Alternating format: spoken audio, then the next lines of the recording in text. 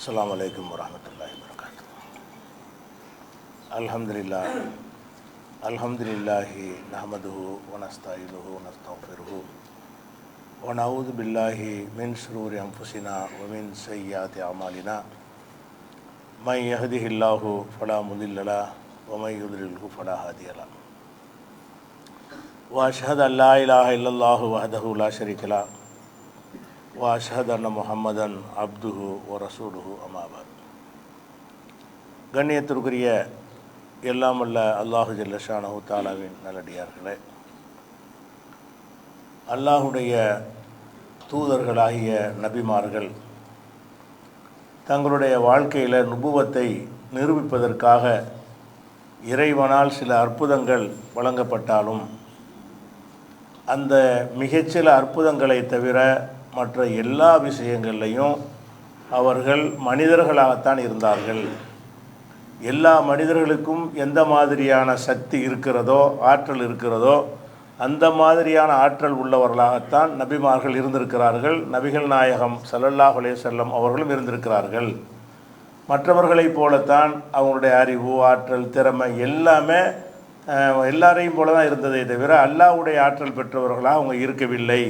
இந்த சான்றுகளைத்தான் நம்ம கடந்த சில வாரங்களாக பார்த்து வருகிறோம். ஆனால் எதற்கு இதை பார்க்கிறோம் என்று கேட்டால், நபிகள் நாயகம் ஸல்லல்லாஹு அலைஹி வஸல்லம் அவர்களே இப்படித்தான் அல்லாஹ் வைத்திருக்கிறான் என்று சொன்னால், அவர்களோடு கிட்ட கூட நெருங்க முடியாத பலரை மகான்கள் என்றும் பெரியார்கள் என்றும் நினைத்து கொண்டு அவர்கள் அல்லாஹ் செய்கிற காரியத்தை எல்லாம் செய்வார்கள் என்று மக்கள் தப்பாக நம்புகிறார்களே, அதை தவறு என்று உணர்த்துவதற்காகத்தான் இந்த சம்பவங்களை எல்லாம் நம்ம சொல்லி காட்டுகிறோம். அந்த மாதிரியான ஒரு சம்பவத்தை பார்த்தால், நபிகள் நாயகம் ஸல்லல்லாஹு அலைஹி வஸல்லம் அவர்கள் வீட்டுக்கு ஒரு நாள் வர்றாங்க. ஆயிஷா நாயுடைய வீட்டுக்கு வர்றாங்க. வந்த உடனே இந்த அவங்களுடைய வழக்கம் என்னன்னு கேட்டால், தொழுது முடித்த உடனே வீட்டுக்கு வருவாங்க. சாப்பாடு ஏதாவது இருக்கான்னு கேட்பாங்க. இருக்குது என்று சொன்னால் சாப்பிடுவாங்க. சாப்பாடு எது இல்லை என்று சொன்னால், அப்போ நான் அன்றைக்கி நோன்பாக இருந்துக்கிறேன் என்று நபிகள் நாயகம் ஸல்லல்லாஹு அலைஹி வஸல்லம் சொல்லிடுவாங்க. இப்படி நோன்பு வைக்கிறது மார்க்கத்தில் சுன்னத்தான நஃபிலான நோன்புகளுக்கு இது போதும். ரமலான் நோன்பாக இருந்துச்சுன்னு சொன்னால் சஹருக்கு முன்னாடியே, சுபுக்கு முன்னாடியே நோன்புங்கிற முடிவு எடுத்துடணும். கடமையான ரமலான் நோன்பாக இருந்துச்சுன்னு சொன்னால், காலையில் எனக்கு சாப்பாடு கிடைக்கல அதனால நோன்பு வைக்கிறேன்னு ரமலானுக்கு செய்யக்கூடாது. ரமலான் அல்லாத சுன்னத்தான நஃபிலான நோன்பு வைப்பதாக இருந்தால், சுபு தொழுத உடனே நீங்கள் எதுவுமே சாப்பிடாமல் இருந்துட்டீங்கன்னு சொன்னால், 8 மணி வரைக்கும் சாப்பிடல, அப்போ நீங்கள் நோன்புன்னு முடிவு எடுத்துக்கலாம். 9 வரைக்கும் ஒரு பச்சை தண்ணி கூட குடிக்கலை, நம்ம இன்றைக்கி நோன்பாக இருந்துக்கிறோமே அப்படின்னு முடிவு எடுத்துக்கிறோம். அது சாப்பிடாமல் இருக்கணும். சாப்பிடவோ குடிக்காவோ இல்லாமல் இருந்தோம் என்று சொன்னால், அப்போ அன்றைய தினத்தை நோன்பாக நம்ம ஆக்கி கொள்ளலாம். அப்படிங்கிற சட்டத்தை இந்த ஹதீஸை தான் எடுக்கிறோம்.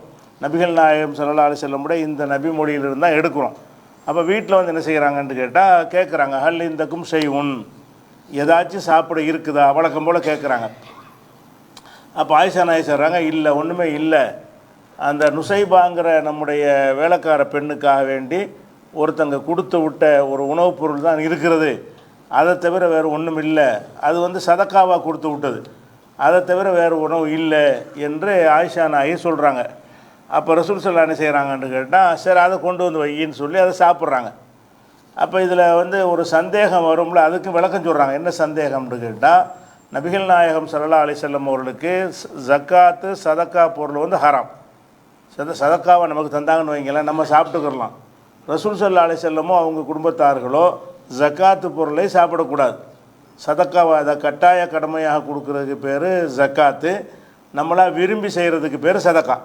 கண்டிப்பாக அந்த 2.5% கொடுக்குறோம்ல, அதுக்கு பேர் ஜக்காத்தும்பாங்க. அதுக்கு மேற்கொண்டு நம்ம கொடுக்குற தர்மம் இருக்குல்ல, 10%, 5% கூட கொடுப்போம், அந்த கூடுதலாக கொடுக்குறதுக்கு பேர் சதக்கா. இந்த 2 விதமான தர்மங்களுமே எனக்கும் என்னுடைய குடும்பத்தாருக்கும் ஹராம் என்று ரசூலுல்லாஹ் சொல்லிட்டாங்க. இப்போ இதில் என்ன வருதுன்னு கேட்டால், அவங்கள்ட்ட ஒரு நுசைபான்னு ஒரு வேலைக்காரங்க இருக்கிறாங்க. அவங்களுக்கு சதக்காவாக ஒரு உணவு வந்திருக்கிறது, அதுதான் இருக்கிறது.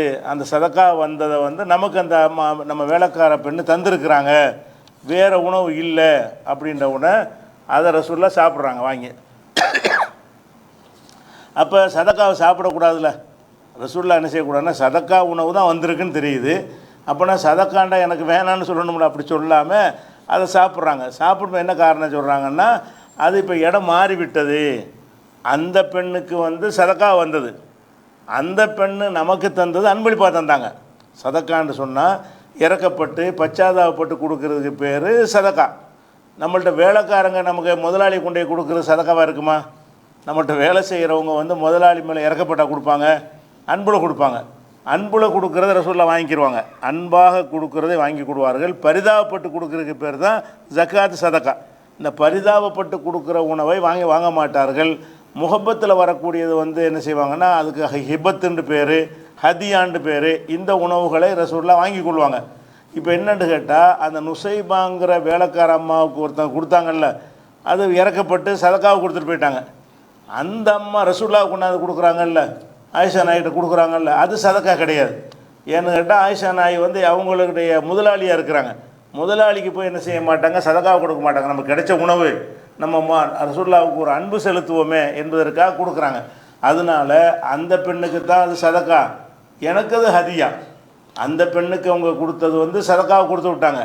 சதக்காவை வாங்கிய அந்த பெண் வந்து எனக்கு தந்தது எந்த அடிப்படையில் தந்திருக்கிறாங்க, ஹதியாவை தந்திருக்காங்க. லக்கி சதக்கத்துன் உலனா ஹதியத்துன் அப்படின்னு சொல்கிறாங்க. அது உனக்கு தான் சதக்கா, எனக்கு நீ ஹதியாவை தானே கொடுக்குற என்று ரசூல் ஸல்லல்லாஹு அலைஹி வஸல்லம் அந்த உணவை சாப்பிட்றாங்க. அது வேறு ஒரு சட்டத்துக்குரிய விஷயம். இப்போ நமக்கு தேவையான விஷயம் என்னன்னு கேட்டால், நபிகள் நாயகம் ஸல்லல்லாஹு அலைஹி வஸல்லம் அவங்களுடைய சொந்த வீடு, அவங்க வீட்டில் சாப்பாடு இருக்குதா இல்லையான்னு தெரியலை. வீட்டில் வந்து என்ன செய்கிறாங்க, ஏதாச்சும் இருக்குதான்னு கேட்குறாங்கன்னு என்ன அர்த்தம்? அப்போ வீட்டில் ஏதாவது இருக்குதா இல்லையா என்கிற விஷயம் அவங்களுக்கு தெரியவில்லை. இவங்க நினைக்கிறாங்க, அவுலியா மகான் பெரியார்கள்னு சொன்னால் மனசில் உள்ளது தெரியும், மறைச்சி வச்சுக்கிறது தெரியும், என்னென்ன இருக்குது அப்படி கண்ணாடி மாதிரி தெரியும், 10 வருஷத்துக்கு பின்னாடி நடக்க போகிறதெல்லாம் தெரியும், பல மைல்களுக்கு அப்பால் இருக்கிறதெல்லாம் தெரியும், காணாப்போன ஆடுகளை இங்கேருந்தே பார்த்துருவார். இப்படியெல்லாம் மகான்கள் பெரியார்கள் என்று கதை எழுதி வச்சுக்கிறாங்களே. நபிகள் நாயகம் ஸல்லல்லாஹு அலைஹி வஸல்லம் அவங்களுக்கு அவங்க வீட்டில் ஏதாச்சும் இருக்குதான்னு தெரியல. ஒரு பேரிச்சம்பழம் இருக்குதா, சாப்பிட்ற கஞ்சி கூழ் ஏதாவது இருக்குதா, ஒன்றுமே தெரியலை. அப்போ இந்த உன்னிடத்தில் ஏதாவது இருக்குதா என்று ரசூலுல்லாஹ் கேட்டதிலிருந்து நம்ம என்ன விளங்குறோம் என்று கேட்டால், அவங்களுக்கு மற்றவங்களுக்கு இருக்கிற மாதிரியான நாலேஜ் தான் அவங்களுக்கு இருக்குது. நீங்களே வீட்டுக்கு போனீங்கன்னா வீட்டில் என்ன இருக்குதுன்னு உங்களுக்கு கிச்சனில் போய் பார்த்தா வேண்டாம் தெரியும். பார்க்காம என்ன இருக்குன்னா கேட்டு தான் தெரிஞ்சுக்க முடியும். சாப்பிட என்ன இருக்குன்னு வீட்டில் போய் கேட்பீங்க. கேட்காம உங்களுக்கு என்ன செய்ய முடியாது, அங்கே என்னென்ன இருக்குங்கிறது அப்படி ஞானக்கண்ணில் 3வது கண்ணில் பார்க்குற மாதிரியான சக்தி உங்களுக்கும் இல்லை, எனக்கும் இல்லை, யாருக்கும் இல்லை, நபிகளுக்கும் இல்லை. நம்மளுக்கெல்லாம் எப்படி அந்த மாதிரியான ஒரு பவர் இல்லையோ, அந்த மாதிரி நபிகள் நாயகம் ஸல்லல்லாஹு அலைஹி வஸல்லத்துக்கு இல்லாத காரணத்தினால தான் ஏதாவது இருக்குதா என்று கேட்கிறார்கள். அப்போ மனிதராக தான் வாழ்ந்துருக்குறாங்க. வீட்டில் வந்தோன்னு என்ன செய்யணும், அந்த உணவு வந்திருக்கும் அதை எடுத்து வை அப்படிலாம் கேட்டிருக்கணும். வீட்டில் உணவு இருக்குது அதை கொண்டாந்து வை சாப்பிட போகிறோம் அப்படி கேட்குறத விட்டுட்டு, இருக்குதான்னு சில நேரத்தில் இருக்குதான்னு கேட்டால் ஆமாம்பாங்க, சில நேரத்தில் இல்லைன்னு சொல்லிட்டாங்கன்னா ஃபைனி சாய் முன், அப்போ நான் நோம்பாளியாக இருந்துக்கிறேன், ஒன்றும் சாப்பிடாம தண்ணி கூட குடிக்காமல் இருக்கிறாங்கல்ல, அதனால் சுபு தொழுது வீட்டுக்கு வந்த உடனே ஏதாவது இருந்தால் சாப்பிடுவாங்க. இல்லை என்றால் அப்போ இனிமேல் எப்போ சாப்பாடு கிடைக்க போகுது, பேசாமல் நோம்பாளியாக இருந்துக்கிடுவோம், அதை நன்மையாக மாற்றிக்கிடுவோம் என்று ரசூல் ஸல்லல்லாஹு அலைஹி வஸல்லம் அவர்கள் இருந்திருக்கிறாங்க. அப்போ வீட்டில் என்ன இருக்குங்கிறது தெரியல. ரெண்டாவது என்ன தெரியலன்னு கேட்டால், அவங்களுடைய அந்த வறுமை இருக்கிற சாப்பிட ஒன்றும் இல்லாத நிலையெல்லாம் இருந்திருக்கல பல சந்தர்ப்பங்களில். அந்த நிலையை மாற்றுற மாதிரி உள்ளே போனோன்னா வகை வகையான பதார்த்தம் இருக்கிற மாதிரி செய்ய வேண்டியதானே, அப்படி தான் நினைக்கிறாங்க. அவுலியா மகான்கள்லாம் என்ன செய்கிறாங்க, நீங்கள் பிச்சைக்காரனாக இருந்தால் கூட உங்களை கோடீஸ்வரன் ஆக்கிடுவாருன்னு நினைக்கிறீங்க. நீங்கள் ஒன்றும் இல்லாத ஒரு ஆளாக இருந்தால் கூட அவர் என்ன செய்வார், அவர் கோடீஸ்வரன் ஆக்கிடுவார், பணக்காரர் ஆக்கிடுவார் அப்படிங்கிற மாதிரி மனிதனுக்கு சக்தி இருப்பதாக நினைக்கிறாங்க. அப்போ நபிகள் நாயகம் ஸல்லல்லாஹு அலைஹி வஸல்லம் அவர்களுக்கு வீட்டில் வந்து சாப்பாடு இல்லைன்னு தெரியுது. இல்லைன்னு தெரியறதுக்கு என்ன செய்யணும், உள்ளே வரும்போதே மந்திரத்தில் போகும்போதே வகை வகையாக பிரியாணி எல்லாம் ரெடியாக இருக்கிற மாதிரி செஞ்சு வச்சுட்டு போகலாம்ல. அதெல்லாம் எல்லாம் கொடுக்கவே இல்லை. எல்லாருக்கும் எப்படி உணவு நீங்கள் கஷ்டப்பட்டு சம்பாதிச்சு நீங்கள் உணவை தேட முடியுமோ அப்படிப்பட்ட நிலையில் தான் ரசூலுல்லாஹ் இருந்தார்கள். ஒன்று சம்பாதிச்சு தேடணும், அல்ல யாரும் அன்பளிப்பை கொடுக்கணும், அந்த மாதிரி தான் அவர்கள் உணவை பெற்றுக்கொள்ளக்கூடியவர்களாக இருந்தாங்களே தவிர அவங்களுடைய மந்திர ஆற்றலின் காரணத்தினால தேவையான உணவுகளை உருவாக்கக்கூடிய நிலையில் அவர்கள் இருக்கவில்லை. அப்போ இதெல்லாம் பார்க்கும்போது ரசூலுல்லாஹ் என்ன மாதிரி எல்லாம் வாழ செஞ்சு காட்டுறான். ஒவ்வொருவரும் ஆன்மீகவாதிகள் மகான்கள் என்று சொல்லிக்கொண்டு மக்கள் மத்தியில் தங்கள் கடவுளை போல கடவுள் தன்மை உள்ளவளை போல கருதி கொண்டு எப்படியெல்லாம் ஏமாற்றி கொண்டிருக்கிறார்கள். நம்ம சமுதாயத்திலே அந்த அவுளியா ஞானி மகான் என்று நடமாடக்கூடிய அந்த அவுளியா அந்த பெரியார் இருக்கக்கூடியவர்கள்லாம் என்ன செய்கிறாங்க, அப்படி நினைத்து கொண்டு செல்வந்தர்கள்லாம் அவர் காலில் போய் விழுகிற காட்சியெல்லாம் நீங்கள் பார்க்குறீங்க. எதை வச்சு விழுகிறாங்க? அந்த மனிதனுக்கு இந்த சக்தி இருக்குதுன்னு நினச்சிக்கிட்டு விழுகிறாங்க. இவனுக்கெல்லாம் இருக்குமே என்றால் ரசூலுல்லாஹ்வுக்கு இருக்குமா இல்லையா? இந்த மாதிரியான ஆளுக்கெல்லாம் இப்படிப்பட்ட ஆற்றல்லாம் இருக்குமே. ஆனால் நபிகள் நாயகம் ஸல்லல்லாஹு அலைஹி வஸல்லத்துக்கும் அந்த ஆற்றல் இருக்கணும் இல்லை. அப்போ ரசூல் ஸல்லல்லாஹு அலைஹி வஸல்லத்துக்கு தன்னுடைய பசியை போக்குவதற்கான உணவை எல்லா மக்களுமே எப்படி கஷ்டப்பட்டு தேடக்கூடிய நிலையில் இருந்தார்கள், அப்படி தான் இருந்தார்கள். இருந்தால் சாப்பிடுவாங்க, இல்லைன்னா பட்னியாக இருந்துருவாங்க. அந்த மாதிரி தான் இருந்தார்களே தவிர தங்கள் பசியை தீர்த்து கொள்ளக்கூடிய வகையில் கூட மந்திரம் போட்டு செய்யலை. இன்னும் சொல்லப்போனால் திண்ணை தோழர்கள்னு நிறைய பேர் இருந்தாங்க. திண்ணை தோழர்கள்னா யாருன்னு கேட்டால் மக்காவிலேருந்து ஹிஜ்ரத்து பண்ணி வர்றாங்கல்ல, ஹிஜ்ரத்து பண்ணி வந்த மக்களை எல்லாம் என்ன செய்வாங்கன்னா ரசூல் ஸல்லல்லாஹு அலைஹி வஸல்லம் அவர்கள் ஒவ்வொரு அன்சாரியோட ஜாயின்ட் பண்ணிடுவாங்க. அங்கேருந்து ஒரு ஆளை கூப்பிட்டு, இங்கே உள்ளூர் ஆளை ஒரு ஆளை கூப்பிட்டு, நீ அவரை பொறுப்பேற்றுக்க, நீ இவருக்கு பொறுப்பேற்றுக்க, நீ அவருக்கு பொறுப்பேற்றுக்க என்று சொல்லி வெளியூர்லேருந்து வந்த மக்காவிலிருந்து வந்த சஹாபாக்களை எல்லாம் மதீனாவில் உள்ளவங்களுக்கு பேர் அன்சாரிகள், மக்காவிலேருந்து வந்தவங்களுக்கு பேர் முஹாஜிர்கள். அப்போ ஹிஜ்ரத்து செஞ்சு வந்தவங்களை உதவி செய்யக்கூடிய இந்த மக்களோட ஜாயிண்ட் பண்ணி என்ன செய்வாங்கன்னா, நீங்கள் 2 பேரும் சகோதரராக இருந்துக்கிறங்க. அப்படின்னா என்னன்னு கேட்டால் அவங்க வீட்டில் இடம் கொடுக்கணும், தேவையான உணவுகள் கொடுக்கணும், 2 பேரிச்சை மரம் இருந்தால் ஒரு பேரிச்சை மரத்தை அவர் கொடுத்துடணும். இந்த மாதிரி எல்லாம் அந்த சஹாபாக்களை ஜாயிண்ட் பண்ணாங்க. ஜாயிண்ட் பண்ணதுக்கு பிறகும் ஆளுக்கு கிடைக்காம மிச்சமாக இருக்கிறாங்க. அந்த அன்சாரிகள் எவ்வளோ ஒரு அளவுக்கு தானே ஏற்றுக்குருவாங்க, அதுக்கு மேலே ஜாஸ்தியாக வெளியூர்லேருந்து ஆளுக்கு வந்துட்டாங்க. அப்போ மீதி உள்ள ஆளுக்கெல்லாம் என்ன செஞ்சாங்கன்னு கேட்டால், அந்த பள்ளிவாசலில் திண்ணை வெளிப்பள்ளிமாங்கல்ல, வெளிப்பள்ளி தான் திண்ணை, பள்ளிவாசலுடைய வெளிப்பள்ளியில் என்ன செய்கிறாங்கன்னு கேட்டால், இங்கே நீங்கள் தங்கிக்கிறங்க, யாராவது சாப்பாடு எப்படி தந்தால் சாப்பிட்டுக்கிறங்க, இல்லைன்னா இங்கே இருந்து கொள்ளுங்கன்னு வீடு வாசல் இல்லாமல் எந்த ஒரு அரவணைப்பும் இல்லாமல் இருந்தவங்களுக்கு பேர் திண்ணை தோழர்கள். அஸ்ஹாபு சுஃபான்னு சொல்லுவாங்க, திண்ணை தோழர்கள்னு. இந்த திண்ணை தோழர்கள் படுற கஷ்டங்கள்லாம் படித்தோம்னா கண்ணீர் வர்ற மாதிரி இருக்கும். ஒரு நாள் சாப்பாடு இல்லாமல், 2 நாள் சாப்பாடு இல்லாமல், அது திறந்த வெளியில் அப்படி படுத்துக்கொள்வது என்பது இப்போ கஷ்டம். அப்போ ரசூல் ஸல்லல்லாஹு அலைஹி வஸல்லம் அவர்கள் அந்த கஷ்டத்தை பார்த்துட்டு அதை நிவர்த்தி பண்ணுறதுக்கு செய்ய முடிஞ்சா, அவங்க மந்திர சக்தியினால் இனிமேல் உங்களுக்கு திண்ணையெல்லாம் இருக்க தேவையில்லை, டெய்லி திண்ணையில் சாப்பாடு இறங்கிடும், சகனாக பிரியாணி வந்துடும் அப்படின்லாம் ரசூலுல்லாஹ் சொன்னாங்களா? இல்லை. ஒரு பசியில் மயங்கியே அபூ ஹுரைரா சொல்கிறாரு, நான் மயங்கியே விழுந்துருவேன், தொழுதுட்டு போகிறவங்களாம் என்னை மிதிச்சுக்கிட்டு போவாங்க, அந்தளவுக்கு பசியில் இருப்போம் என்றெல்லாம் சொல்கிறாங்க.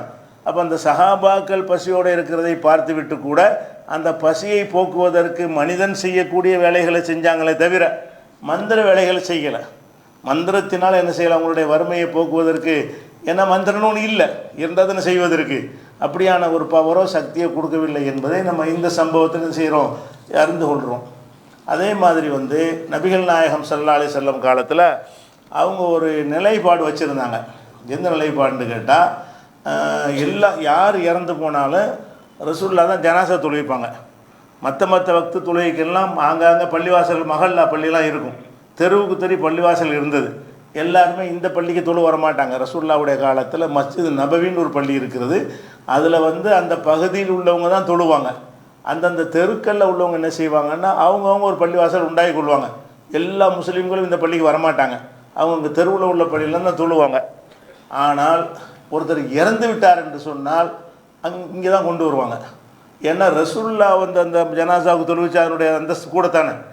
அந்த ஜனாசாவுக்கு ரசூல் ஸல்லல்லாஹு அலைஹி வஸல்லம் தொழுகை நடத்தினாங்கன்னா, தொழுகைங்கிறது பாவ மன்னிப்பு தானே. ஜனாசா தொழுகைங்கிறது அல்லாஹ்ட்ட மன்னிப்பு கேட்குறது. அல்லாஹ்விடத்தில் நபிகள் நாயகம் ஸல்லல்லாஹு அலைஹி வஸல்லம் மன்னிப்பு கேட்டாங்கன்னா அதனுடைய தரஜா வேறு, கண்டிப்பாக அதை மன்னிப்பதற்கு அதிக வாய்ப்பு இருக்குது. அப்படிங்கிறதுனால எல்லா ஜனாசாவும் இங்கே வந்துடும். மற்ற வக்து தொழுகைகளை அவங்கவுங்க ஏரியாவில் தொழுது கொள்வார்கள். மௌத்தா போயிட்டாங்கன்னா என்ன செய்வாங்க, இங்கே வந்துடுவாங்க. அந்த மாதிரி எல்லாம் ரசூல் ஸல்லல்லாஹு அலைஹி வஸல்லம் அவர்கள் தான் தொழுவிச்சிட்டு இருந்தாங்க, யாரையும் மிஸ் பண்ண மாட்டாங்க. எந்த அளவுக்கு என்று சொன்னால், பள்ளிவாசலை கூட்டி பெருக்கிக்கிட்டு ஒரு ஆள் இருந்தார். கூட்டி பெருக்கிற ஆள்னா என்ன அர்த்தம்னா, கொஞ்சம் பொருளாதாரத்தில் அந்தஸ்தில் கம்மியான ஆள்னு அர்த்தம். கூட்டு பிறகு அந்த வேலை செய்கிற ஆளுக்கு என்னது, கொஞ்சம் அந்த அந்தஸ்தில் குறைவான ஒரு ஆள், சாதாரண ஒரு ஆள், ஒரு அற்பமான ஒரு ஆள், அப்படிங்கிற ஒரு ஆளை கூட்டி பெருக்கிட்டு இருந்தார். ஒரு நாள் நினைஞ்சிட்டார்னா இரவில் இறந்துடுறார். அந்த பள்ளிவாசலை கூட்டி பெருக்கி கொண்டிருந்த அந்த சஹாபி இறந்துடுறார். இறந்த உடனே என்ன செய்கிறாங்கன்னா, இருக்க சஹாபாக்கள்லாம் போட்டு ரசூலுல்லாஹ் டிஸ்டர்ப் பண்ண வேணாம் அப்படின்னு சொல்லி அவங்களா கொண்டு அடக்கம் பண்ணிடுறாங்க. அவங்களா தொழுகை நடத்தி அவங்களா கொண்டு என்ன செய்கிறாங்க, அந்த அந்த இறந்து போன சாமானிய மனிதரை அடக்கம் பண்ணிடுறாங்க. அப்போ மறுநாள் வந்து ரசூலுல்லாஹ் பார்க்குறாங்க, நம்ம ஒருத்தர் கூட்டி பெருக்கிட்டு ஆளையே காணாமங்கிறாங்க. இவங்க சொல்லவே இல்லை. அடுத்த நாள் வர்றாங்க, டெய்லி தென்படுவார்ல, கூட்டி பெருக்கிக்கிட்ட ஆள்னா அவனுக்குள்ளே நடமாட்டம் இருக்கும். என்னங்க ஒருத்தர் கூட்டி பெருக்கிட்டு இருப்பார், அவர் வந்து காணலை ஏன்னு மறுநாள் கேட்குறாங்க. அப்போ சகாபாக்கள்லாம் சொல்கிறாங்க, அவர் ராத்திரி மூத்தா போயிட்டார், நாங்களே தொழு வச்சு நாங்களே அடக்கம் பண்ணிட்டோம், உங்களுக்கு எதுக்கு கஷ்டம் தரணும், ராத்திரியில் எழுப்பி உங்களுக்கு எதுக்கு சிரமம் தரணும் அப்படிங்கிறதுக்காக நாங்களே அடக்கிட்டோன்னு சொல்கிறாங்க சகாபாக்கள்லாம். உடனே ரசூலுல்லாஹ் என்ன செய்கிறாங்கன்னு, அப்படியா, எந்த இடத்துல அடக்குனீங்க, அந்த கபரை காட்டுங்க, என்னுடைய ஜனாசா தொழுகை இல்லாமல் ஒரு அடக்கம் செய்யக்கூடாது அப்படின்னு சொல்லிட்டு அவர் அடக்கம் செஞ்ச கபரு அடக்கம் பண்ண இடம் இருக்குல்ல, அதை காட்டி அந்த இடத்துல போய் நின்று ஜனாசா தொழுகிறாங்க. இது நம்மளாம் தொழுவக்கூடாது, ஜனாசா தொழுதுட்டா அவ்வளோதான். மண்ணிரையின் மீது செய்கிறது ரசூலுல்லாஹ்வுக்குள்ளே சிறப்பு. என்னுடைய அந்த ஜனாசா வந்து எல்லாருக்கும் கிடைக்கணும், நீங்கள் சாதாரண மனிதர் என்று நீங்கள் ஜனாசா தொழுகை இல்லாமல் என்னுடைய ஜனாசா தொழுகை அவங்க தொழுதை அடக்கியிருக்கிறாங்க, நான் தொழுகை நடத்தாமல் அடக்கிட்டீங்கன்னு சொல்லி போய் அங்கே தொழுவாங்க. எதுக்கு இதை சொல்கிறோம்னு கேட்டால், நபிகள் நாயகம் ஸல்லல்லாஹு அலைஹி வஸல்லம் அவர்கள் யார் மூத்தா போனாலும் சரி, நம்ம இந்த உம்மத்துக்கு செய்கிற, நம்மளோட வாழ்ந்த மக்களுக்கு செய்கிற ஒரே விஷயம் என்னென்னு கேட்டால், நம்ம ஜனாசா தொழுகை நடத்தி துவா செய்கிறது தான். அதுதான் செய்ய முடியும், அது செஞ்சுக்கிட்டு இருப்பாங்க. அந்த மாதிரி இருக்கும்போது என்ன செய்வாங்கன்னா, ஒரே ஒரு ஆளுக்கு மட்டும் ஜனாசா தொழுக மாட்டாங்க. யாருக்கு தொழுக மாட்டாங்கன்னா, கடனாளிக்கு. கடன் பெற்றார்னு வைங்களேன், ஒருத்தர் கடனாளியாக இருந்து மூத்தா போயிடுறார், ஜனாசா வரும். ஜனாசா வந்தோன்னு என்ன செய்வாங்கன்னு கேட்டால், இவருக்கு கடன் இருக்குதா, வந்தோன்னு என்ன செய்வாங்கன்னா, ஹல் அலைஹி மின் தைனின். இது புகாரில் 2295 ஹதீஸில் வருகிறது. ஒரு ஜனாசா கொண்டு வந்தவன ரசூலுல்லாஹ் கேட்குற முதல் கேள்வி என்னென்னு கேட்டால், இந்த ஜனாசாவை வந்திருக்கிறாரே, இவருக்கு ஏதாவது கடன் இருக்குதா, அதான் யாருக்காச்சும் இவர் கடன் கொடுக்கணுமா அப்படின்னு கேட்பாங்க. அப்போ மக்கள் என்ன செய்வாங்கன்னு, இல்லை கடன்லாம் அவனுக்கு கிடையாது, கடன் இல்லாமல் தான் மூத்தா போயிருக்கிறாரு, அப்போ நான் தொழுவிக்கிறேன்னு தொழுவிச்சிருவாங்க. அப்புறமேல என்ன செய்வாங்கன்னா, இன்னொரு ஜனாசா வரும், அப்போ கேட்பாங்க, இல்லை அவர் கடன் இருக்குது, கடன் இருக்கும்னா நீங்கள் தொழுவிச்சிக்கிறங்க, ஏன்னா கடனாளிக்கு வந்து மனிதன் சம்மந்தப்பட்ட ஹக்கு அது, அதை அல்லாஹ் மன்னிக்க மாட்டான். நான் போய் மன்னின்னு துவா செஞ்சாலும் எடுபடாது. கடன்கிறது அல்லாஹ் சம்மந்தப்பட்டதுக்கு தான் மன்னிப்பு கேட்கலாம். கடன்கிறது மனிதன் சம்மந்தப்பட்ட ஒரு விஷயம், இன்னொருத்தருடைய ஹக்கு அதில் சம்மந்தப்பட்டிருக்கும் போது அதை கொடுக்காம ஒரு மூத்தா போனார்னா நான் எப்படி மன்னிப்பு கேட்குறது? அப்படிங்கிறதுனால நான் நீங்கள் தொழுவிச்சிக்கிறங்க, என்னுடைய மன்னிப்பு கேட்குறதுக்கு வந்து ஒரு பயனற்றதாக போயிடும் என்று சொல்லி தொழுவிக்க மாட்டாங்க. அதே நேரத்தில் என்ன செய்வோம், அப்படி சொன்னோன்னு என்ன செய்யறேன்னா, அபூ கத்தாதான்னு ஒருத்தர் அங்கே இருக்கிறார். அவர் சொல்கிற, அல்லாஹ்வுடைய தூதரே, அவர் கொடுக்குற கடனுக்கு நான் பொறுப்பேற்றுக்கிறேன் அப்படின்னு அவர் சொல்லுவார். அப்போ ரசூலுல்லாஹ் என்ன செய்வாங்கன்னா, கடனாளிக்கு தொழுவிப்பாங்க. இது புகாரில் 2295 ஹதீஸில் இருக்கிறது. அப்போ இது எதுக்கு சொல்கிறோம்னு கேட்டால், இப்போ நபிகள் ஆனால் இது கூட நினைச்சிட்டாங்கன்னா பிறகு மாற்றிக்கிட்டாங்க. ஆரம்பத்தில் இப்படி கேட்டாங்க, பிறகு என்னாச்சுன்னு கேட்டால், இப்போ ஹசானாவோட நிறைய ஜக்காத்து பணம்லாம் வந்து குவிந்து பணம் தாறுமாறா குவிய ஆரம்பித்த பிறகு யாராவது ஜனாசா வந்துச்சுன்னு என்ன செய்வாங்கன்னா, கடன் இருக்கான்னு கேட்பாங்க. ஆமான்னு சொன்னால் அந்த கடனை வந்து ஏன்ட்ட வாங்கிக்கிறங்க, கடனுக்கு அவங்க பொறுப்பேற்றுக்குருவாங்க. துவக்க காலத்தில் ரொம்ப வறுமை கஷ்டமாக இருந்த நேரத்தில் இந்த கடனுக்கு இப்படி கேட்பாங்க. பிற்காலத்தில் என்ன ஆச்சுன்னு சொன்னால், ஜனாசா வந்தவுடனே இவர் கடன் இருக்கான்னு கேட்பாங்க. ஆமாண்டா, அந்த கடன் வந்து பைத்துல் மாலில் வாங்கிக்கிறங்க, யாரெல்லாம் இவர்கிட்ட கடன் கொடுத்தீங்களோ அந்த கடன் ஏன் பொறுப்பு அப்படின்னு சொல்லிடுவாங்க. இது பிற்காலத்தில் இருக்கல, ஆரம்ப காலத்து சம்பவம் இது. பிற்காலத்தில் என்னவாச்சுன்னு கேட்டால், இந்த ஜனாசாவுடைய எந்த மனிதனுடைய கடனுக்கு நான் பொறுப்பாளின்ட்டாங்க. ஒரு கடனாளியாக ஒரு மூமின் மௌத்தா போனான்னு சொன்னால் அதுக்கு பொறுப்பாளி நான் தானே, அவங்க தலைவராக இருக்கிறேன், அதனால் எனக்கு தான் அந்த பொறுப்பு என்று ரசூல் ஸல்லல்லாஹு அலைஹி வஸல்லம் அவர்கள் அந்த கடனை அவங்க தீர்த்துருவாங்க பிற்காலத்தில். இது முந்தி நடந்த சம்பவம். இதில் நமக்கு தேவையான விஷயம் என்னென்னு கேட்டால், நபிகள் நாயகம் ஸல்லல்லாஹு அலைஹி வஸல்லம் ஜனாசா வருதுல, வந்த உடனே இவர் மீது கடன் இருக்கானே விசாரிக்கிறாங்க. எல்லா சக்தியும் விஞ்ஞான கண் இருக்குது, மூணாவது கண் இருக்கிறது, அகக்கண் இருக்கிறது, அவங்க எல்லாத்தையும் பார்த்து அறிந்து கொள்வார்கள்னு சொல்வதாக இருந்தால், அந்த ஜனாசா வந்த உடனே அப்படி படமாக ஓடிடுமா இல்லையா? இவர் யார் யார்கிட்ட கடன் வாங்கினது எவ்வளோங்கிற வரைக்கும் தெரிஞ்சிடணுமே. கடன் வாங்கினது மட்டும் தெரியாது, எவ்வளோ வந்திருக்காரு, யார் யாருக்கு கொடுக்கணுங்கிறலாம் தெரியுமில்ல. வந்தவன் ரசூலுல்லாஹ் என்ன செய்வாங்க, இவர் என்ன கடன் வாங்கியிருக்கிறாரு அப்படின்னு சொல்கிறத விட்டுட்டு கடன் இருக்குதான்னு மக்கள்கிட்ட தான் கேட்குறாங்க. ஹல் அலைஹி மின் தைனின், இவர் யாருக்காச்சும் கடன் கொடுக்கணுமா அப்படின்னு கேட்குறாங்க. கடன் கொடுக்கணும்னு சொன்னால் நான் தொழுவிக்க மாட்டேன், நீங்கள் தொழுவிச்சிக்கிறங்க. அப்போ கடன் கொடுக்க வேண்டியது இல்லைன்னு சொன்னால் தொழுவிப்பாங்க. அப்போ நபிகள் நாயகம் ஸல்லல்லாஹு அலைஹி வஸல்லம் அவர்கள் காலத்தில் ஜனாசாவை வரக்கூடிய ஒரு ஆள் அவருக்கு கடன் இருக்குதா இல்லையாங்கிறது கேட்டு தானே தெரிஞ்சுக்கிறாங்க. அதை கேட்டு தெரிஞ்ச விளங்குகிறது விசாரித்து தான் அறிஞ்சு கொள்ள முடியும். ஒரு மனிதன் கடனாளியாக இறந்து போனானா இல்லையா என்பது அது ஒரு மறைவான விஷயம். சம்மந்தப்பட்டவர்களுக்கு வேண்டாம் தெரியும், தொடர்பு இல்லாதவர்களுக்கு தெரியாது. உங்களோட நெருங்கி பழகிற 4 பேருக்கு வேணால் நீங்கள் சொல்லியிருப்பீங்க, அனைவருக்கும் தெரியுமா? தெரியாது. அப்போ நபிகள் நாயகம் ஸல்லல்லாஹு ரொம்ப நெருக்கமில்லாத ஒருவராக இருந்து அவர் இறந்துட்டார்னு சொன்னால் அவர் கடனாளியாக இருந்தாரா கடன் இல்லாமல் இறந்தாரா என்பது ரசூலுல்லாவுக்கு தெரியாது.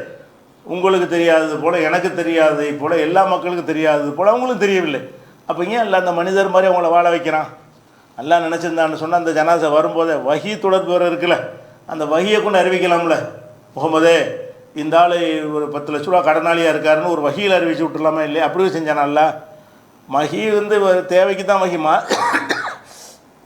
மார்க்கத்தை சொல்வதற்கு தான் வஹியே தவிர மற்ற அவங்களுடைய ஒவ்வொரு விஷயத்துக்கும் என்ன இல்லை, வஹியில் வர கிடையாது. அப்போ இதுவும் அவங்க தெரியலை.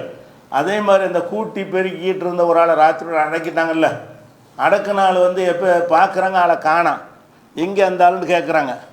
அவர் நேற்று மூத்தா போய்ட்டு ராத்திரியே மூத்தா போய்ட்டு அடக்கிட்டோன்னு சொல்கிறாங்கல்ல. அப்பயும் அதை ரசூலுல்லாஹ்வுக்கு தெரியலை. அடக்க போகும்போது என்ன செஞ்சிருப்பாங்க, வந்தவுடனே ஏன்பா என்னை கேட்காம நீங்கள் அடக்கிட்டீங்க, அப்புறம் காட்டுங்கன்னு சொல்லியிருக்கணுமா இல்லையா? அதையும் கேட்கத்தான் செய்கிறாங்க. அப்போ எல்லாத்தையும் கேட்டு கேட்டு தெரிவது என்ன காட்டுதுன்னு கேட்டால், நபிகள் நாயகம் ஸல்லல்லாஹு அலைஹி வஸல்லம் அவர்கள் எல்லா மனிதர்களுக்கும் இருக்கிறமான அறிவு கொடுக்கப்பட்டிருந்தார்களே தவிர, வஹியை தவிர அல்லாஹ்விலிருந்து வஹியாக சில அறிவிப்புகளை கற்றுக் கொடுப்பான். அது நீங்களாக மற்ற விஷயத்தை எடுத்துக்கிட்டீங்கன்னு சொன்னால் எல்லா மனிதர்கள் போன்ற நிலையில் தான் நபிகள் நாயகம் ஸல்லல்லாஹு அலைஹி வஸல்லம் அவர்களையும் அல்லாஹ் வைத்திருக்கிறான். அப்படிங்கும்போது எப்படி மகான் பெரியாருக்கெல்லாம் என்ன இருக்குது? அல்லாஹ்வுடைய கொடுக்குறான், அந்த ரசூலுல்லாஹ் தானே கொடுப்பான்ல. இந்த உம்மத்திலே அவங்க தான் மேலானவங்கன்னு நம்ம நம்புகிறோம். அல்லாஹ்வுடைய வஹி தொடர்பில் இருக்கிறவங்கன்னு விளங்குகிறோம். பல விஷயங்கள் நமக்கெல்லாம் தெரியாத விஷயங்கள் அவங்க வழியாகத்தான் நமக்கு கிடைக்கிறது. அப்படி ஒரு இறை தொடர்பில் இருந்திருந்தால் கூட அது தேவையானதை சொல்லி கொடுத்தான. அதை தவிர கழிச்சிட்டு பார்த்தீங்கன்னு சொன்னால் சாதாரண மனிதருக்கு இருக்கிற மாதிரியான ஆற்றலும் அறிவும் தான் அவங்களுக்கு அல்லாஹ் கொடுத்துருக்குறான் என்பதை பார்க்குறோம். அதே மாதிரி ரசூல் ஸல்லல்லாஹு அலைஹி வஸல்லம் அவர்கள் என்ன செய்கிறாங்கன்னா, ஒரு பிரயாணத்தில் போகிறாங்க. பிரயாணத்தில் போயிருக்கும்போது இளைப்பாறுவதற்காக என்ன செய்வாங்கன்னா, பிரயாணத்தில் ஓய்வு எடுப்பாங்க. ஏன்னா பிரயாணம்ங்கிறது நம்ம 4 மணி நேரம் 3 மணி நேரத்தில் முடிகிற பிரயாணம் கிடையாது. ஒரு பிரயாணம்னு சொன்னால் இன்னும் 300 மைல் 400 மைல் ஒரு பிரயாணம் பண்ணி போவதாக இருந்தால் அது சில நாட்கள் அந்த பயணம் நீடிக்கும். அப்போ இடையில என்ன செய்வாங்கன்னா, ஓய்வு எடுப்பாங்க. பிரயாணத்தில் இருக்கும் பொழுது வெயில் இல்லாத நல்ல நிழல் வந்த உடனே ஒரு இடத்துல இளைப்பாறுவாங்க. அது மாதிரி ஒரு நாள் என்ன செய்கிறாங்கன்னு கேட்டால், ஓய்வு எடுப்பதற்காக தங்குறாங்க. சஹாபாக்களோடு போகிறாங்க. என்ன பிரயாணம்ன்றது அதிசயில் வரல. ஒரு பிரயாணத்தில் சஹாபாக்களோடு போய்கிட்டு இருக்கிற பிரயாணம்னா பெரும்பாலும் போராக தான் இருக்கும். வேறு என்னத்துக்கு போக போகிறாங்க? போராக இருக்குன்னு இல்லாட்டி உம்ரா ஹஜ்ஜுக்கு போனதாக இருக்குது. வேறு எதுக்கு போயிருக்கிறாங்க? வியாபாரத்துக்கெலாம் போகலை. நபி அவருக்கு முந்தி தான் போயிருக்கிறாங்க. நபியானதுக்கு பிறகு வியாபாரத்து போக்குவரத்துலாம் கிடையாது. போனால் சஹாபாக்களோடு போவாங்க, ஒரு போருக்கு போவாங்க, இல்லைன்னா ஹஜ்ஜு உம்ரா செய்வதற்கு வேறு பிரயாணம் அவங்களுக்கு இருக்கலை. ஏதோ ஒரு போராக தான் இருக்கும். என்னென்னு வரல ஹதீஸில். போகும்போது இளைப்பாடுறதுக்கு தங்குறாங்க. தங்கினவொன்னு என்ன செய்கிறாங்கன்னா, ரசூல் ஸல்லல்லாஹு அலைஹி வஸல்லம் இங்கே இருங்கன்னு சொல்லிட்டு அந்த இது கழிப்பிடம் போவாங்கல்ல, கழிப்பிடம் போவதாக கொஞ்சம் தூரமாக போயிடுவாங்க. மலை ஜலம் கழிப்பதற்கு போவதாக இருந்தால் எல்லாத்தையும் இருக்குன்னு சொல்லி தூரமாக போய் என்ன செய்கிறாங்க, அவங்களுடைய இயற்கை தேவையை நிறைவு செய்வதற்காக இந்த போயிட்டு வர்றேன்னு வர்றாங்க. வந்து பார்த்தா அந்த மரத்துக்கிட்ட ஒரு எறும்பு புற்று இருக்குது. எறும்பு புற்று இருக்கும்ல, அவங்களுக்குள்ளே படுத்தா நம்மளை கடிச்சு பொறுங்கிறதுக்காக என்ன செய்கிறாருன்னு கேட்டால், அங்கே இருக்கிற ஒரு ஆள் தீயை வச்சு அதை கொளுத்துறாரு. இதை எறும்பு புற்றை கொளுத்திக்கிட்டு இருக்கிறாரு, தீ எரிஞ்சிக்கிட்டு இருக்கிறாரு. ரசூலுல்லாஹ் வந்துட்டாங்க. ரசூல் ஸல்லல்லாஹு அலைஹி போயிட்டு வர்றதுக்கு இடையில் என்ன நடக்குதுன்னு கேட்டால், அவங்க படுத்து கிடக்கிற ஒரு இடம். அப்போ எறும்பு அவனுக்குள்ளே இருந்துச்சின்னு சொன்னால் நம்மளை கடிச்சிரும். அதனால் என்ன செய்வோம்னு கேட்டால், எறும்பை சாவடிச்சிருவோம் அப்படிங்கிறதுக்காக என்ன செய்கிறான்னு கேட்டால், வரும்பொழுது அவுக்கொத ரஜுலுன் அலா கரியத்தின் அம்லின், ஒரு எறும்பு புற்றின் மீது ஒரு மனிதர் தீ மூட்டி விட்டார். அப்போ ரசூலுல்லாஹ் வர்றாங்க. வந்து என்ன செய்கிறாங்க, ஐயுக்கும் ஃபாலஹாதா, இதை யார் செஞ்சது? எறும்பு புற்றில் தீ எரிஞ்சிக்கிட்டு இருக்குது. எறும்பு புற்றில் என்ன செய்கிறது, தீ எரிஞ்சிக்கிட்டு இருக்குது. தீயைத்தான் பார்க்குறாங்க, யார் வச்சதுங்கிறத பார்க்கல. அவங்க வர முந்தி ஒருத்தர் வச்சுட்டார். அப்போ ரசூலுல்லாஹ் என்ன செய்கிறாங்கன்னா, ஐயுக்கும் ஃபாலஹாதா, இதை செஞ்சால் யார், யார் இந்த மாதிரி எறும்பு புற்றுக்கு தீ வச்சதுன்னு கேட்குறாங்க. அப்போ அந்த கூட்டத்தில் இருந்த ஒரு ஆள் சொன்னார், ஆனால் யாரை சொல்லலாம், அல்லாஹ்வுடைய தூதர் நான் தான் வச்சேன், நான் தான் நெருப்பு வச்சேன் அப்படிங்கிறார். அப்போ ரசூலுல்லாஹ் சொல்கிறாங்க, அத்துஃபியா முதல்ல தீயை அணைச்சிரு, முதல்ல நெருப்பில் வைத்து என்ன செய்யக்கூடாது, எதையும் வேதனை செய்யக்கூடாது, எறும்பு வந்து நெருப்பு வச்சு கொளுத்தி சாவடிக்கக்கூடாது, தப்பு அது அப்படின்னு ரசூல் ஸல்லல்லாஹு அலைஹி வஸல்லம் அதை அணைக்க சொல்லிட்டாங்க. இது வந்து அகமதில் வரக்கூடிய ஒரு ஹதீஸ். இதில் நம்ம தெரிகிற விஷயம் என்னென்னு கேட்டால், அப்போ ரசூல் ஸல்லல்லாஹு அலைஹி வஸல்லம் மறைவானது தெரியும்னு வைங்க. அப்போ என்ன செய்வாங்க, போகும்போதே இவர் தீ வைக்க போகிறான்னு தெரிஞ்சு நெருப்பு வச்சிடக்கூடாது பார்த்துக்கிறேங்கன்னு சொல்லிட்டு போயிருக்கணும். சரி, போயிட்டு வர்றாங்க, நெருப்பு எரிகிறத பார்க்குறாங்க, எறும்பு புற்றுக்கு தீ வைக்கப்பட்டிருக்கிறது. வச்சோன்னு செய்யணும், இங்கே வா, ஏன் தீ வச்சேன்னு கேட்கணும்ல, தெரிஞ்சிருக்குமே. ஆனால் யார் வச்சாங்கிறது தெரியணுமா இல்லையா? வந்தோடனே என்ன செய்யணும், யார் வச்சாரோ நேராக கூப்பிட்டுங்க, வா, நீ எதுக்காக தீ வச்சேன்னு அப்படி கேட்டிருக்கணுமா இல்லையா? யாருன்னு கேட்குறாங்க. அவர் நான் தான் சொன்னதுனால தான் ரசூலுல்லாஹ்வுக்கு தெரிஞ்சிச்சு. அவர் கல் மாதிரி பேசாமல் இருந்துட்டாரு வைங்க, யாரும் சொல்லணுன்னு வைங்க, ரசூலுல்லாஹ்வுக்கு தெரியாது. அப்போ யார் இதை வச்சதுன்னு ஐயுக்கும் ஃபஅலஹாதா, இதை செஞ்சால் யாருன்னு என் கேட்குறாங்க. அப்படி தான் படைக்கப்பட்டிருக்கிறார்கள். அல்லாஹ்வுடைய தூதராக இருந்தாலும் அவங்க அனைத்தும் அறிந்த ஒரு நிலையில் அல்லாஹ் என்ன செய்யலை, அவங்க வைக்கலை. இது வந்து அகமதில் வரக்கூடிய ஒரு ஹதீஸ். அப்போ இதெல்லாம் எதுக்கு பார்க்குறோம்னு கேட்டால், நபிகள் நாயகம் ஸல்லல்லாஹு அலைஹி வஸல்லம் அவர்கள் வாழ்ந்த காலத்தில் அவங்க எல்லா வகையிலையும் ஒவ்வொரு சின்ன சின்ன சம்பவங்கள், நம்ம அந்த மோஜிசா அற்புதங்கள் மாத்திரம் 4-5 விஷயம் தெரிஞ்சு வச்சுட்டு என்ன செய்கிறோம், ரசூலுல்லாஹ்வுக்கு அந்த இறைத்தன்மை இருப்பது நம்ம நினச்சிக்கிட்டு இருக்கிறோம். அதெல்லாம் அவங்களுடைய 23 வருஷ வாழ்க்கையில் சும்மா 4-5 சம்பவங்கள், பல்லாயிரக்கணக்கான சம்பவங்கள் மனிதராக தான் இருக்கிறாங்க. பல்லாயிரக்கான உண்பது, பருகுவது, நடந்தது, போனது, வந்தது, எதை எடுத்துக்கொண்டாலும் சரி, மனிதருக்கு இருக்கக்கூடிய ஆற்றலை மிஞ்சின ஒரு ஆற்றல் அல்லாஹ்வுடைய ரசூலுக்கு அல்லாஹ் கொடுக்கவே இல்லை. அப்போ எப்படி இந்த மகான்னு சொல்லக்கூடிய ஆளுக்கு அல்லாஹ் கொடுப்பான்? இந்த மகான் பெரியார்னு சொல்லக்கூடியவங்களாம் எப்படி அல்லாஹ் செய்கிற வேலையை அவங்க செய்வாங்க, நம்புகிறாங்க? எல்லாம் ரசூலுல்லாஹை பற்றி சரியான விஷயங்கள் அவங்களுக்கு தெரியலை. ரசூல் ஸல்லல்லாஹு அலைஹி வஸல்லம் கரெக்டாக வழங்கியிருந்தாங்கன்னு சொன்னால் அந்த கதைகளுக்கெல்லாம் இடமே இருந்திருக்காது. சட்டையை பிடிச்சி கேட்டிருப்பாங்க, என்னடா அல்லாஹ்வுடைய ரசூலுக்கே இல்லை, நீ எப்படி நினைக்கிற அப்படின்னு கேட்டிருப்பாங்க. இந்த சம்பவங்களெல்லாம் நம்ம சம்பவமாக செஞ்சுட்டு போயிடுவோம். ரசூலுல்லாஹ் வந்தார்கள், சாப்பாடு இருக்கான்னு கேட்டார்கள், இல்லைன்னு அப்படின்னு போயிடுமே தவிர விளங்க வேண்டிய விஷயம் என்ன, கேட்டுத்தான் தெரியக்கூடிய நிலையில் இருந்தார்களுங்கிற அந்த விஷயமும் சேர்ந்து பதியணும். இப்படி ஏராளமான இன்னும் பல சம்பவங்கள் இருக்குது. இன்ஷா அல்லாஹ் அதை நம்ம அடுத்த வாரங்களில் பார்க்கலாம். அஸ்ஸலாம்.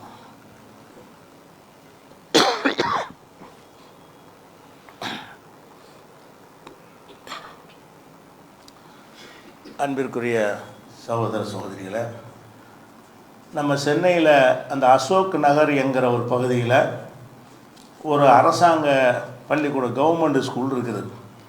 நீண்ட பாரம்பரியமிக்க ஒரு பள்ளிக்கூடம் அது. இந்த அரசாங்க பள்ளிக்கூடங்களில் என்ன செய்வாங்கன்னு கேட்டால், மாணவர்களுக்கு ஒரு தன்னம்பிக்கை ஊட்டுவதற்காக வேண்டி அது துறை சார்ந்த நிபுணர்களை வைத்து அழைத்து ஒரு சொற்பொழிவு மாதிரி ஏற்பாடு செய்வாங்க. பாடங்கள் போக மற்ற விஷயங்களுக்கு தற்கொலை செய்கிறாங்களா, தற்கொலைலாம் செஞ்சிடக்கூடாது, அது மாதிரி ஒழுக்கம் இல்லாமல் இருக்கிறாங்களா, மது போதையில் இருக்கிறாங்களா, அல்லது போதைப் பொருளுக்கு பழக்கமாக இருக்கிறாங்களா, அப்போ என்ன செய்வாங்க, ஆசிரியர்கள்லாம் அது சம்பந்தமாக பேசக்கூடிய ஒரு நிபுணரை அழைத்துக்கிட்டு வந்து நீங்கள் அந்த போதையை பற்றி சொல்லுங்கள் அப்படின்னு ஒரு நிகழ்ச்சி மாதிரி நடத்துவாங்க. அரசு பள்ளிக்கூடத்தில் மாணவர்களுக்கு ஒரு பொதுவான ஒரு தலைப்புகளை சொல்வதற்காக வேண்டி இப்படி அழைத்து உரை நிகழ்த்தலாம்னு ஒரு அனுமதி இருக்குது, பொது அனுமதி இருக்குது. அந்த வகையில் என்ன செய்கிறாங்கன்னா, இந்த பள்ளிக்கூடத்தில் அந்த மகாவிஷ்ணுன்னு ஒரு ஆளை கொண்டாந்து அழைத்து பேச வைக்கிறாங்க. எதுக்கு, தன்னம்பிக்கை பேச்சுன்னு சொல்லி பேச வைக்கிறாங்க. அந்தால் என்ன பேசுகிறாருன்னா, அவ்வளோ மௌட்டிகத்தை முட்டாள்தனத்தையும் மாணவர்கள்ட்ட ஒருத்தனை கூப்பிட்டு பேசுகிறாருன்னா அவன் யார், இவன் தன்னம்பிக்கை பேசுகிறவனா அப்படின்னு தெரியணுமா இல்லையா? அங்கே உள்ளவங்கள்ட்ட என்ன பேசுகிறாருன்னு கேட்டால், நீங்கள் ஏழையாக இருக்கிறீர்களா, அது காரணம் நீங்கள் முன் பிறவியில் செய்த பாவம்.